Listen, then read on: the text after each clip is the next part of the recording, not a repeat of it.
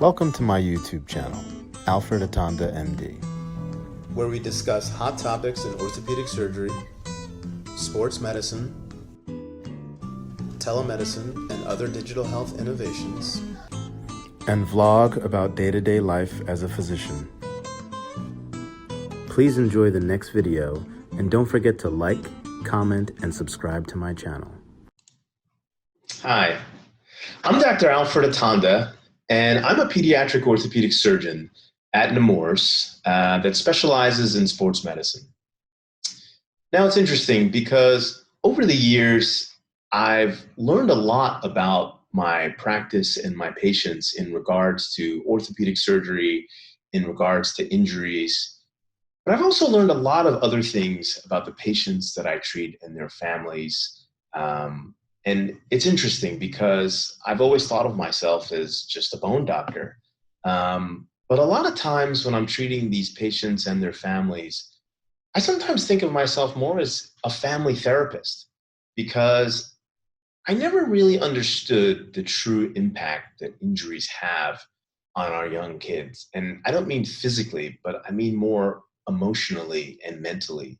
And when you're in the clinic and you're treating these kids and you tell them that they have some sort of issue or problem and they can't play their sport anymore or they can't play it as well as they would like to play, just the real emotional and mental burden that the kids have because of that news is really profound. And I've got to tell you, in the early years of my practice, I never would have expected that. I always envisioned that, when kids get hurt, it's the physical pain and, needing a cast or a splint or a brace and just a physical issue that's the problem. But as of late, I've really learned that there's much more to that that affects our kids and their parents. Now, I'm going to tell you a little story. So there's a kid, a boy, he was about 8 years old. We'll call him Johnny. Now, one day I saw Johnny a couple of months ago, and he had a knee injury. And it wasn't like a big devastating knee injury, so he kind of tweaked it one day, and it kind of played on it for 2, 3 weeks. He was a soccer player, and he realized that he just wasn't able to play to the level he would like to play at. I mean, he could still run, he could still kick and jump, but his play was definitely affected. And they eventually came to see me, and we examined him and talked to him and got some X-rays. And I told him that there was something wrong with his knee and it involved one of his growth plates, and that he should rest and he should take some time off. And immediately he started crying. And this is something that I've been used to over the almost past decade that I've been doing this. But I never really tried to examine like why it affected these kids so much. And I talked to him and his family. And one of his biggest concerns was that it wasn't just that he couldn't play, but is that he couldn't play well. And he couldn't play to the level of play that he wanted for himself. And most importantly, which was very striking to me, was that he said if he couldn't play, his parents wouldn't be proud of him. And that struck me because remember, he's only 8 years old, and I have young kids at home, and they don't always say very profound things like that. And for him to have the insight to realize that his play and his level of play would potentially equate with his parents not being proud of him was very interesting. And during the self-isolation and quarantine of the coronavirus pandemic, I've actually had a lot of time to read things outside of orthopedic surgery and sports medicine. And I've read a lot of work by some researchers and social workers about how people and families connect and relate to one another, and also how they relate with themselves. And I came across this term of perfectionism. And when I was reading about it, it was very interesting because as a high achiever myself, I've always strived to be perfect, right? When you're going through college and being pre-med and going to medical school, you're always trying to perform and get good grades. And I played sports growing up, and you always wanted to play well, right? You wanted to be picked for elite level teams and do well at showcases, potentially get looked at by colleges. So I always thought perfectionism was a good thing, and it's what motivates us, and it what makes high achieving people who they are.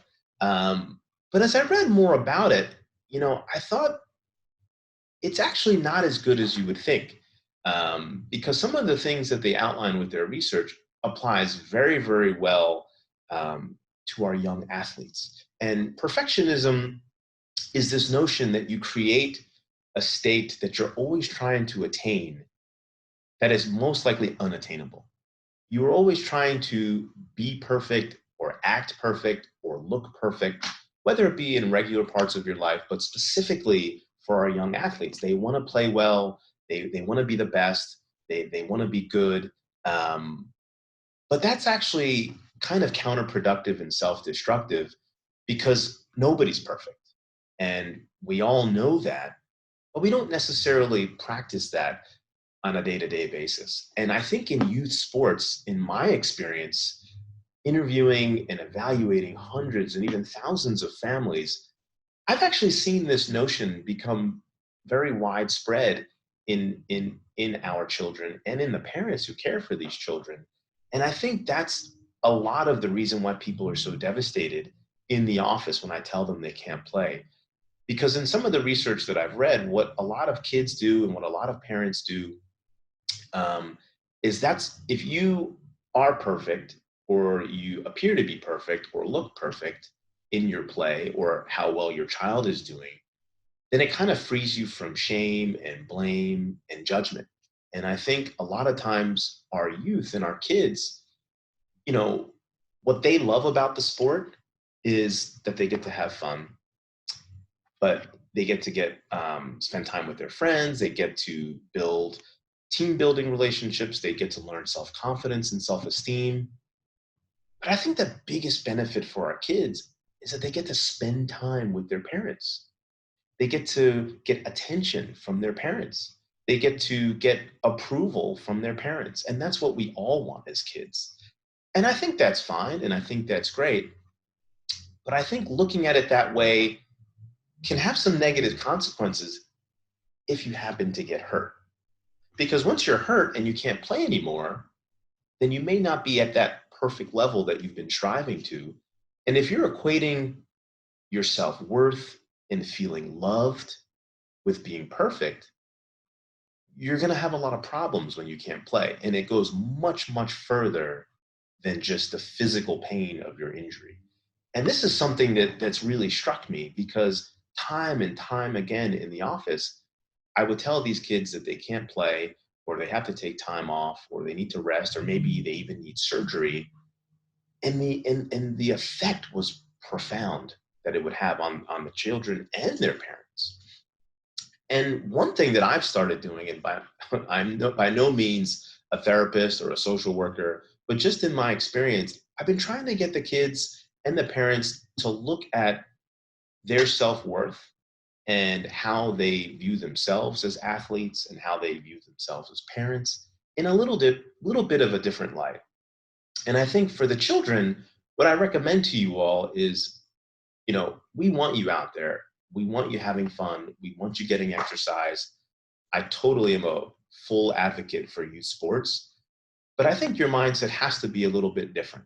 And it can't necessarily be focused on being the best or being at the most elite athlete or being on the most elite teams. If you're good and you get to that level, that's great, but the focus should really be on doing your best and understanding that you're not perfect, that you have flaws, that you have imperfections, that sometimes you make mistakes, and your value and your worth of yourself and your family and of your teammates isn't necessarily on just performing at a very, very high level. Your worth is much more than that. It's about who you are. It's about the connections that you make as an athlete. It's about the fun that you have. It's about the self confidence and self esteem that you get, the leadership skills that you get as an athlete. And it's more about the journey of growing up and being an athlete as opposed to the destination of achieving some level of perfection or status that we all put in our heads as to what is good and what is great. Because oftentimes as high achieving people, we do that and set a bar that's much higher than anybody can attain. And I think for parents, we also have to change the way we look at youth sports and the way our kids play these sports, because oftentimes we want what's best for our parents. And what we think is best isn't necessarily what actually is best. I'm a parent, I have kids, and you want them to be the best at things. You want them to be smart, and you want them to be great athletes, and you want them, for people to want them to be on different teams and people to value them. And I think that's great, but it can't always be just tied to their performance. It does feel good to have a child who's good at things, but it can also feel good to have a child that's just happy, and a child that's enjoying themselves, and a child that's meeting their fullest potential, whatever that may be, and pushing themselves to a level that they can push themselves to, but just understanding that whatever level that is, that it's enough, and that they are who they are, and that they will always love you, and you will always love them regardless of whatever particular level you have in your mind that they need to or should attain. And this is very hard because it is human nature, specifically for higher achieving individuals, to want to be perfectionists and to want to be elite and want to be at the top of things. But I think in youth sports, sometimes we lose sight of what's most important. And I never would have understood this if I didn't spend years in a sports surgeon's clinic seeing patients and really trying to understand and delve into the impact of not being able to play their sports has on them and their families. Um, so I think if there's anything that you take away from this video, is obviously we want our kids out there, we want them having fun, we want them excelling, we want them reaching their maximum potential.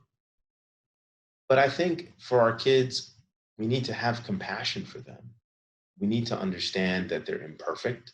We need to understand that they're going to make mistakes, that they're going to be flaws. And from a sports surgeon perspective, there are going to be injuries. And sometimes these injuries may require surgery. Sometimes these injuries may just keep them out of sports. Sometimes they may be able to play with some of these injuries, but it may limit how well and how far that they can play. And these are all things that we have to understand. We have to be, compassionate for ourselves and our athletes and understand that not everything is going to be perfect. Some things are going to be out of our control. Some things aren't going to go the way that we planned. And we have to embrace all of that. We can't just embrace the wins, the trophies, the accolades, the college scholarships. We have to embrace all aspects of the journey of our youth athletes. And I think that's what makes them whole. It's what makes us whole as parents taking care of these kids. But even as a surgeon, I try to understand that too. That, when I do surgeries and I do procedures, sometimes they don't turn out the way that I would expect. And I too have to understand that that's okay. As long as I did my best and I tried and I did everything that I could do, I can't just celebrate the successes and forget about the things that don't go necessarily according to plan. So I think, youth sports has so much to teach us about our kids and about us and about our families and how we relate to each other. And it's definitely a big business and it's a big industry. And I want all of us to try to keep in mind the true benefits of youth sports and keep the kids at the focus of everything, and love them and be kind to them and be compassionate to them, because if we're not, they're definitely going to pick up on that, and they're not going to be then in turn kind and compassionate to themselves, which is where a lot of these issues come into play when injuries do set in and kids are unable to play. So I hope that was helpful. Thanks for listening.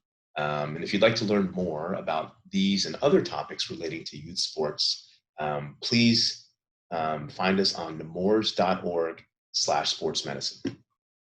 Again, I'm Dr. Alfred Atanda. Thank you for your time.